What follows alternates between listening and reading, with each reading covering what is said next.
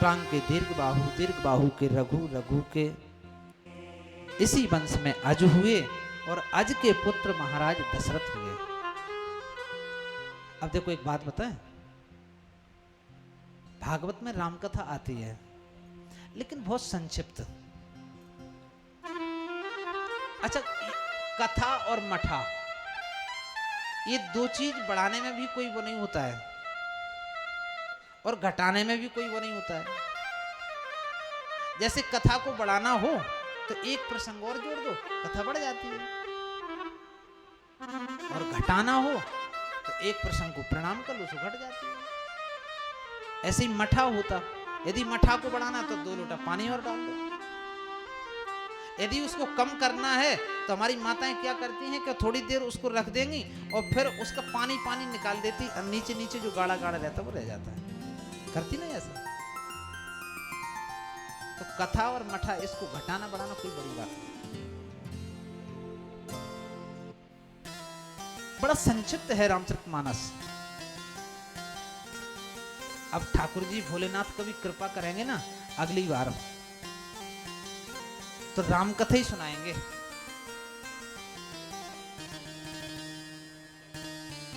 हाँ, थोड़ा सा तो सुनाएंगे, नहीं फिर पूरा ही सुनाएंगे जब ठाकुर जी कृपा करेंगे। अभी तो थोड़ा सा सुनाएंगे। महाराज दशरथ अवध के राजा हैं, 3 पत्नियां हैं। बड़ी रानी कौशल्या, दूसरी कैकेयी और तीसरी सुमित्रा। महाराज दशरथ के 3 रानियां हैं लेकिन पुत्र नहीं है। आज कथा आती है कि देवराज इंद्र का सिंहासन हमेशा 24 घंटे महाराज दशरथ के लिए सुरक्षित रहता है। आज दशरथ जी महाराज किसी कारण से गए थे स्वर्ग में देवराज इंद्र के पास मिलने, और जैसे ही वहां से आए तो वर्णन आता है कि किसी कारण से उनको पुनः लौट के जाना पड़ा, और जब पुनः लौट के वहां पहुंचे तो देखा कि देवराज इंद्र के यहाँ सब साफ सफाई चल रही थी। दशरथ जी ने पूछा कि महाराज ये सब साफ सफाई किस लिए, क्या कोई विशेष कार्यक्रम होने वाला है? तो सैनिकों ने कह दिया महाराज जी ऐसी कोई बात नहीं है, लेकिन क्या है कि आप यहाँ आते हैं लेकिन हमारे महाराज को इंद्र को अच्छा नहीं लगता आपका आना। क्यों? क्योंकि आपको कोई पुत्र नहीं है। इतनी गलानी उनके मन में भर दी। एक और बात, मन में यदि कोई गलानी हो, कोई बात हो, दुनिया वालों के सामने मत कहना, क्योंकि दुनिया वालों के सामने यदि तुम कहोगे ना तो दुनिया वाले मजाक बनाएंगे, हंसी उड़ाएंगे उसकी। यदि मन की कोई बात है तो अपने गुरुदेव के चरणों में रखना, क्योंकि गुरुदेव ही उसका शंका का समाधान कर सकता है। दशरथ जी महाराज के मन में जैसे ही गलानी हुई तो एक बार भूपत मन माही, भई गलान मोर सुत नाही। ऐसी मन में गलानी हुई और उस भावना को लेकर के पहुंचे महाराज विश्वामित्र के पास। गुरुदेव, क्या कोई मुखाग्नि देने वाला नहीं होगा? क्या गद्दी का कोई वारिस नहीं होगा? अरे एक बालक तो कम से कम हो ही जाए। गुरुजी ने कहा राजन चिंता क्यों करते हो?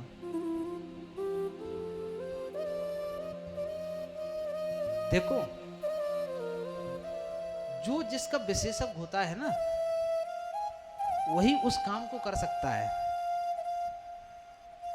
आप विचार करो, क्या वशिष्ठ जी यज्ञ करना नहीं जानते थे? लेकिन नहीं, यज्ञ वशिष्ठ जी ने नहीं किया। किससे करवाया? श्रृंगी ऋषि से। एक और कारण,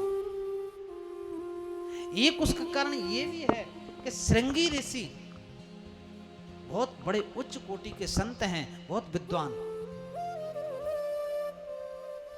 लेकिन श्रृंगी ऋषि की इतनी पहचान नहीं है जिससे लोग उनको पूछे, क्योंकि महाराज दशरथ के राज्य के संत हैं वो। तो वशिष्ठ जी ने, अब श्रृंगी ऋषि दशरथ से इसलिए नहीं कह सकते कि वो उनके पहले से एक रिश्तेदार हैं। पूर्व जन्म की कथाएं हम देखते हैं तो वो रिश्ते संबंध है उनके। तो वशिष्ठ ने सोचा कि कहीं मैं श्रृंगी को अध्यक्ष बना के, श्रृंगी को सामने बिठा करके इस यज्ञ को करवाऊंगा तो दुनिया वाले भी श्रृंगी से इस कार्य को करवाएंगे।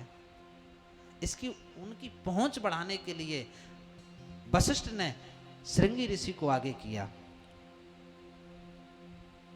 वशिष्ठ जी ने कहा, राजन आप चिंतित क्यों होते हो? कि धरो धीर हो ये सुतचारी, एक नहीं, दो नहीं, तुम्हारे तो 4-4 पुत्र होंगे, तुम चिंता क्यों करते हो? लेकिन मैंने देखा है कि तुम्हारे वंश में कभी किसी को बिना यज्ञ के बालक हुआ ही नहीं, फिर तुमको कैसे हो जाएगा?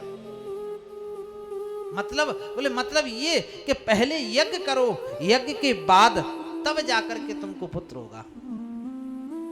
बड़ा सुंदर पुत्र कामेष्टि यज्ञ हुआ श्रृंगी ऋषि के माध्यम से। श्रृंगी ऋषि वशिष्ठ बुलाए,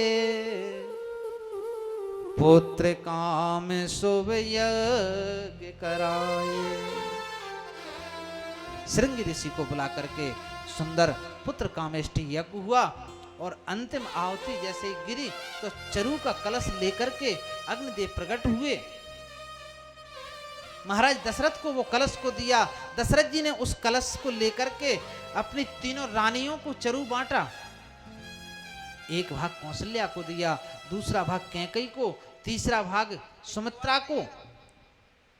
अब जैसे ही सुमित्रा को दिया तो सुमित्रा अपने मन में सोचने लगी, मैं चरु को ग्रहण करूंगी, मेरे भी पुत्र होगा, मैं पुत्रवती कहलाऊंगी। इतनी सोच रही थी कि आकाश से एक चील आई और वो चील सुमित्रा के हाथ से वो चरु को लेकर के अनंत आकाश में चली गई। और वो चील जहां एक पर्वत पर पहुंची, जहां माता अंजनी बैठकर के भगवान शिव का ध्यान कर रही थी, और भी जीव जंतु उस पर बैठे थे।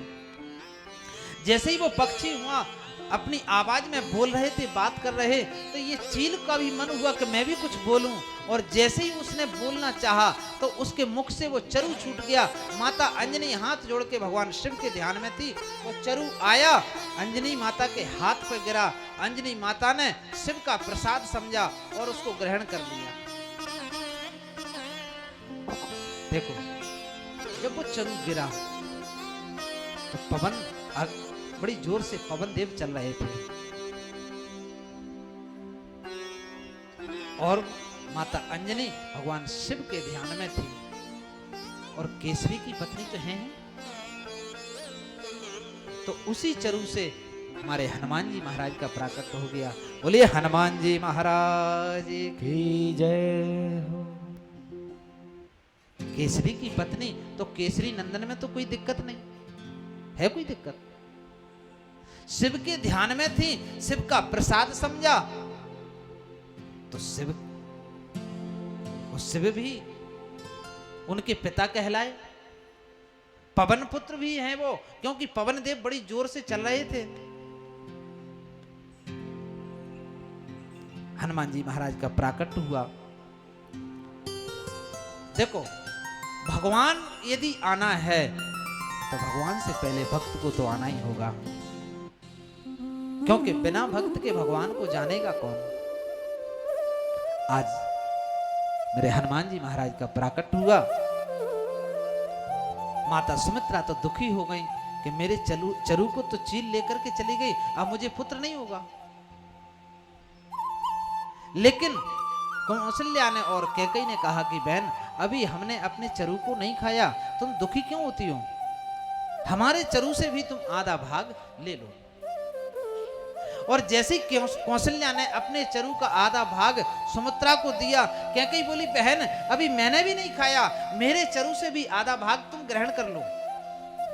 दोनों रानियों ने अपने चरू में से आधा आधा भाग सुमित्रा को दिया, और जैसे ही सुमित्रा ने उसको ग्रहण किया और ग्रहण करके बोली, बहन आप दोनों ने मुझे अपने अपने चरू में से आधा आधा भाग करके चरू जो दिया, मैं वचन देती हूं आपके श्री चरणों में कि आपके चरू के प्रताप से कहीं मुझे 2 पुत्र हो गए तो मैं अपने दोनों पुत्रों को तुम्हारे दोनों पुत्रों की सेवा में समर्पित कर दूंगी।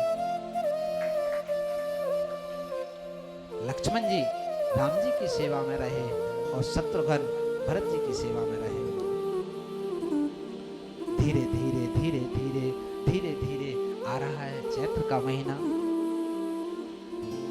नौमी तिथि मधुमास पुनीता, नौमी तिथि मधुमास पुनीता, नौमी तिथि मधुमास पुनीता, नौमी तिथि मधुमास पुनीता, शुक्ल पक्ष अभिजित हरि प्रीता, शुक्ल पक्ष अभिजित हरि प्रीता, शुक्ल पक्ष अभिजित हरि प्रीता, शुक्ल पक्ष अभिजित हरि प्रीता, नौमी तिथि मधुमास पुनीता, शुक्ल पक्ष अभिजित हरि प्रीता, नौमी तिथि मधुमास पुनीता, शुक्ल पक्ष अभिजित हरि प्रीता।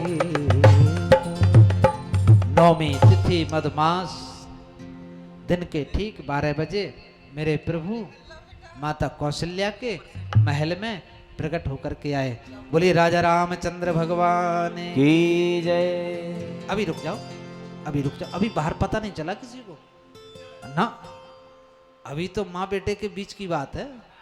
हाँ, अब जैसे ही मेरे प्रभु प्रकट होकर के आए मैया कौशल्या के भवन में, थोड़ा ध्यान देना झांकी कैसी है कि सशंख चक्रम सकरीट कुंडलम सपीत वस्त्रम सरसेरुदेक्षणम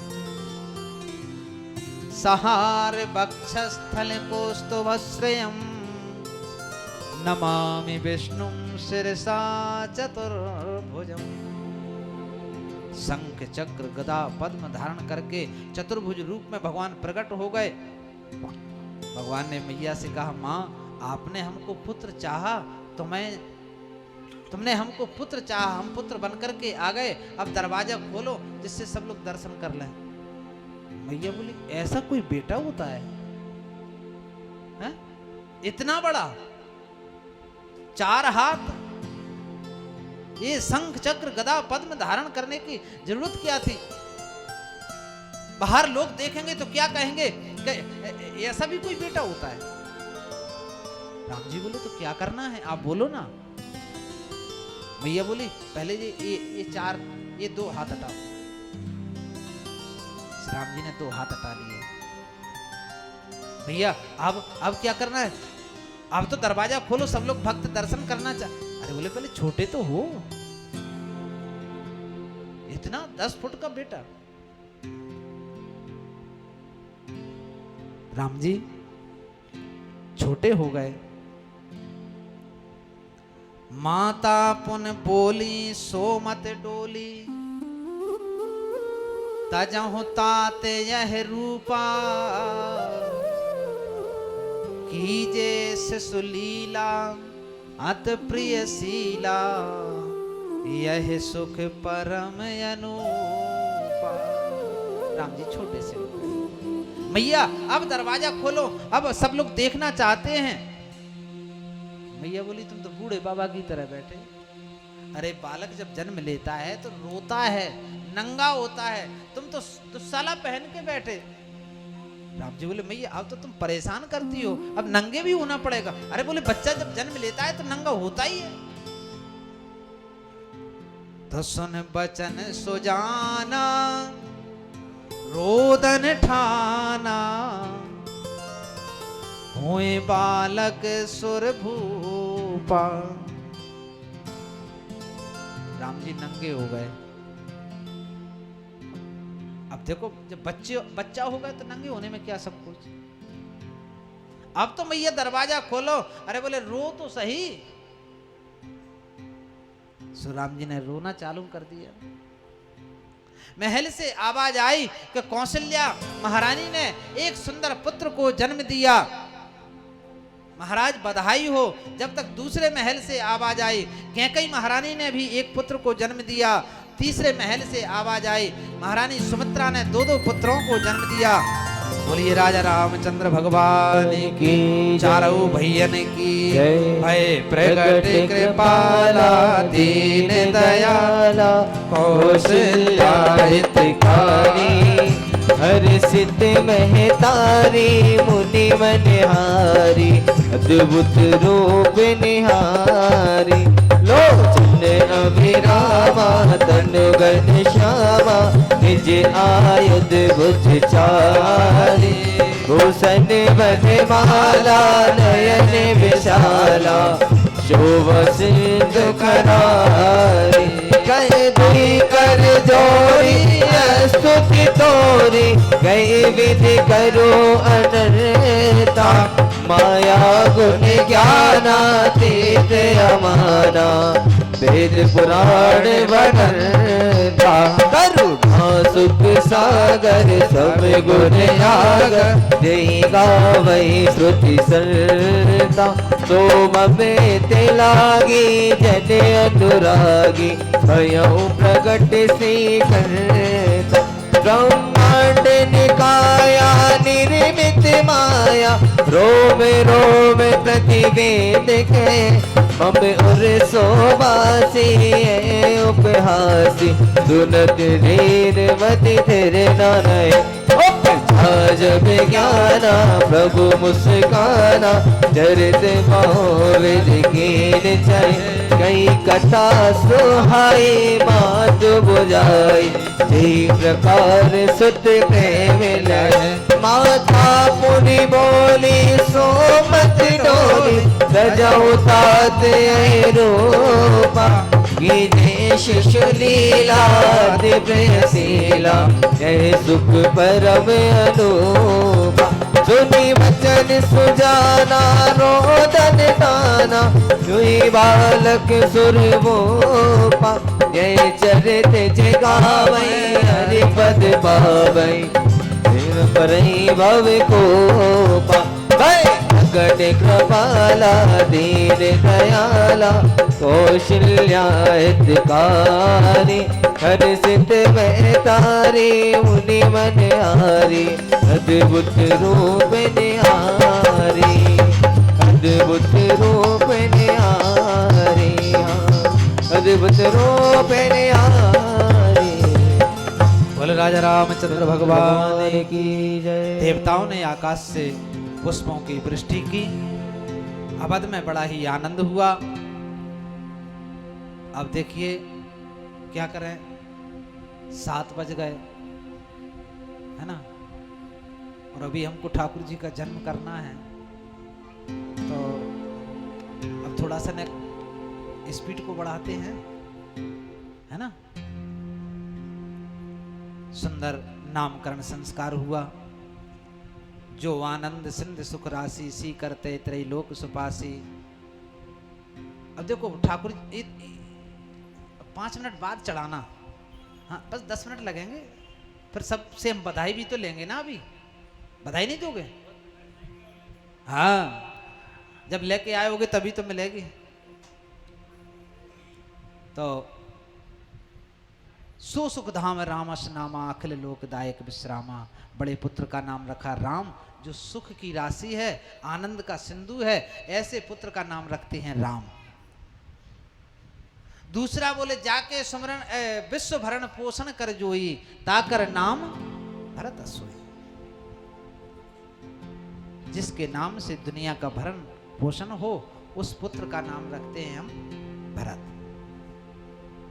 और जाके सुमरन तेरे पुनासा, नाम शत्रुघ्न वेद प्रकाशा।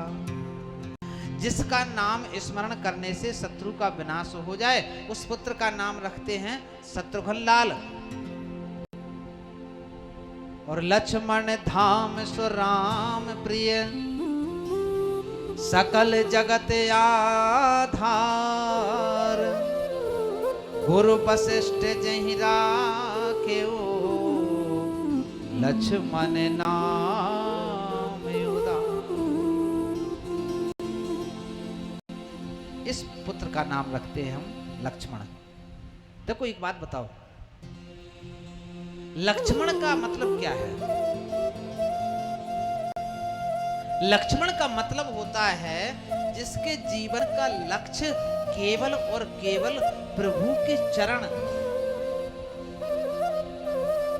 जिसके जीवन का लक्ष्य केवल रघुवर के चरण हैं, वही तो लक्ष्मण है। जो सिवाय राम के चरणों के अलावा दुनिया में कुछ जानता ही नहीं, वही तो लक्ष्मण है। धीरे धीरे ठाकुर जी बड़े हो रहे। गाधी तनय मन चिंता व्यापी, हरि बिन निश्चर मरय न पापी। गाधी तनय, विश्वामित्र जी महाराज को जब पता चला कि अवध में प्रभु लीला करने के लिए प्रकट हुए हैं, तो वो अयोध्या आए और राम लक्ष्मण को लेकर के गए। बड़ी संकट से, बड़ी मुश्किल से दशरथ ने दिया, लेकिन जब विश्वामित्र ने एक प्रलोभन दिया, तब जाकर के राम लक्ष्मण विश्वामित्र जी के संग गए। मारीच सुबाहु ताड़का का उद्धार किया। विश्वामित्र जी के संग मेरे प्रभु जनकपुर की ओर जा रहे हैं। रास्ते में एक ऐसा विचित्र आश्रम, ऐसा गंभीर आश्रम, जहां कोई एक दूसरे से बात नहीं करता, सब मौन रहते हैं, बिल्कुल शांत।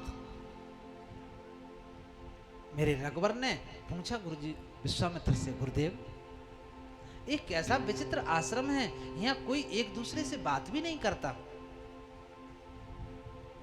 विश्वामित्र ने कहा, रघुवर जी एक ऐसे महान ऋषि का आश्रम, गौतम ऋषि, जिसकी जो पत्नी थी अहिल्या, इससे एक बड़ी भारी भूल हुई। आज वो उस गलती को लेकर के यहाँ शिला बनकर के पड़ी है। देखो पाप किसे कहते हैं? जिसको करने के पहले डर, ध्यान देना, जिसको करने के पहले डर हो, जिसको करने के बाद में डर हो, और जिसको करते समय डर हो, यही तो पाप है।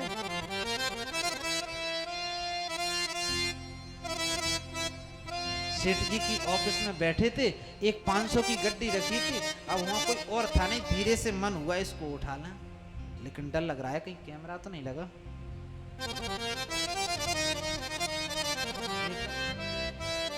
कैमरा नहीं है, उठा दिया, लेके कमरे में पहुंचे, लेकिन फिर सोचा ये कैमरा तो नहीं था, लेकिन कहीं कोई बाहर खड़ा हो, देख रहा हो, तो उसने तो नहीं देख लिया। तो जिसको करते समय डर, जिसको करने के बाद में डर, और जिसको करने के पहले डर, यही बुरा कर्म है, यही पाप है। लेकिन रघुवर, इसने जो गलती की, हम में और उसमें यही एक अंतर है, हम अपनी गलती को छुपाते हैं और सत्य समझना, एक गलती छुपाने के लिए हजारों झूठ का सहारा लेना पड़ता है, लेना पड़ता ना। ये उस महान संत की पत्नी अहिल्या, इससे भी गलती हुई, अपराध हुआ, लेकिन इसने अपनी गलती को छुपाया नहीं, उजागर कर दिया, शिला बनकर के पड़ी है। दुनिया की ठोकर लगती है और मन में बस एक ही भाव कि ठोकर लगते लगते लगते लगते कभी मेरे रगवर की ठोकर लग जाए और मेरा जीवन धन्य हो जाए, बस यही भावना से पड़ी है। इसलिए कि चरण कमल रज चाहती, कृपा करो रघुबीर। ये सब आप कृपा करो ना, अपने चरणों की धूली इसको प्रदान करो ना।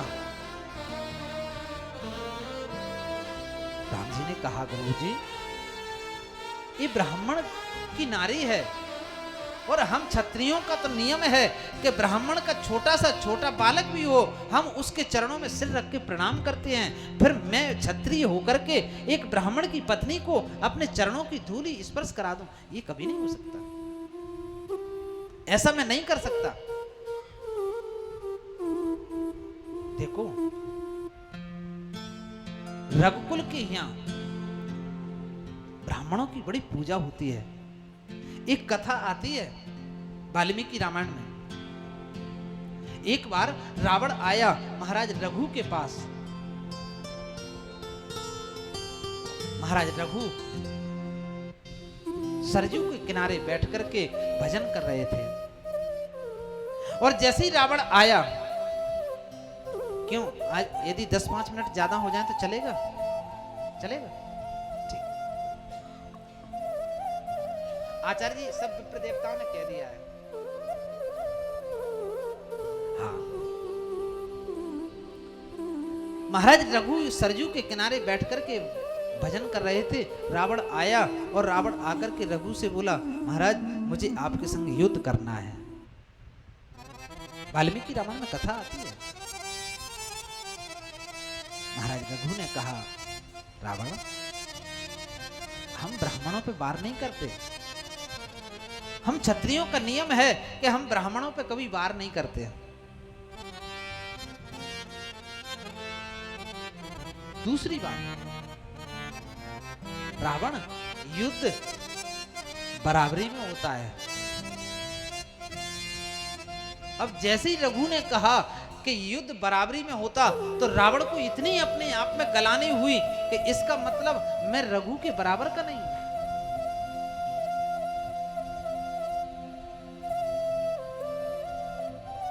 तो रावण ने तुरंत महाराज रघु से कहा कि भगवान ये बात आपने कैसे कह दिया कि मैं आपकी बराबरी का नहीं।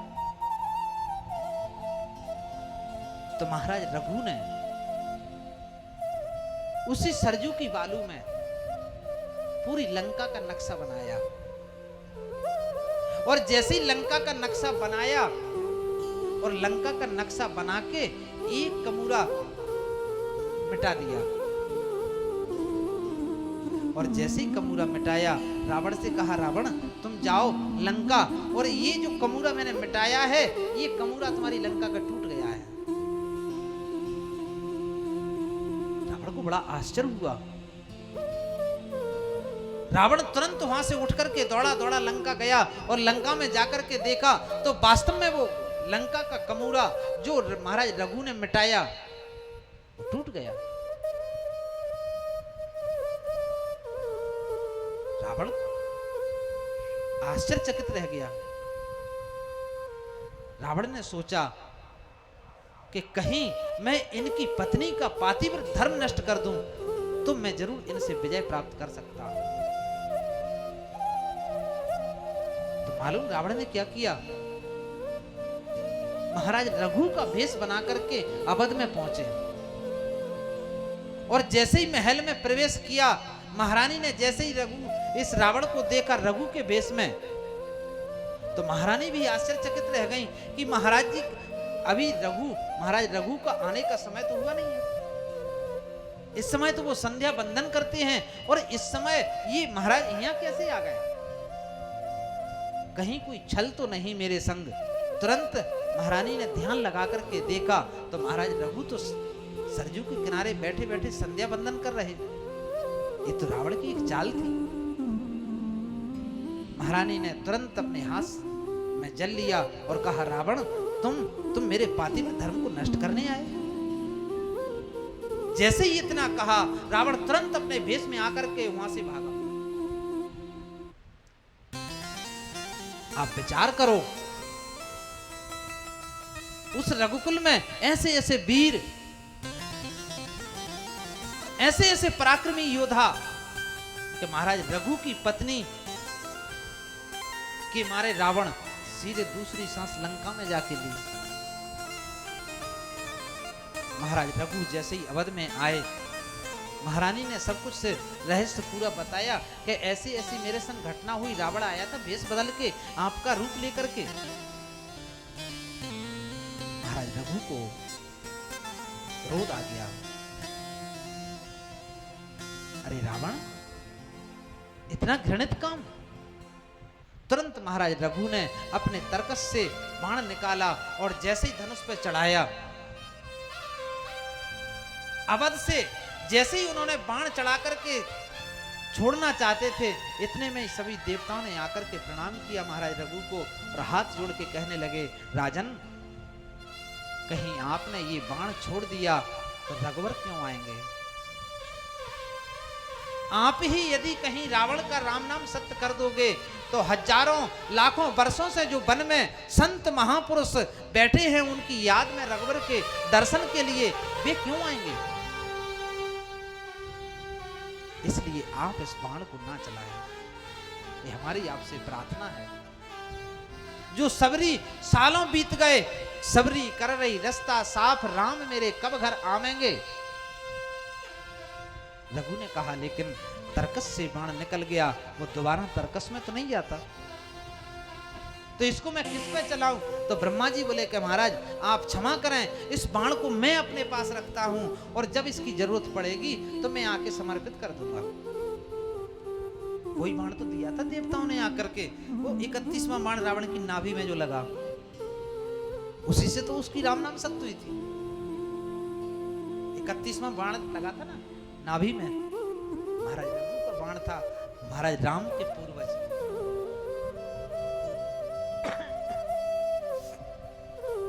आज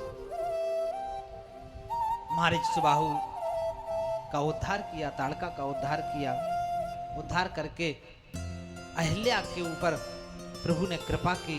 अपने चरणों की धूल को जैसे ही प्रभु ने उठाया चरण, पवन देव ने कृपा की और पवन देव की सहायता से भगवान के चरणों की धूल जैसे ही उसके मस्तक पर गिरी और वो शिला से उठ कर के उठी तो भगवान के चरणों से उसका मस्तक छुप गया।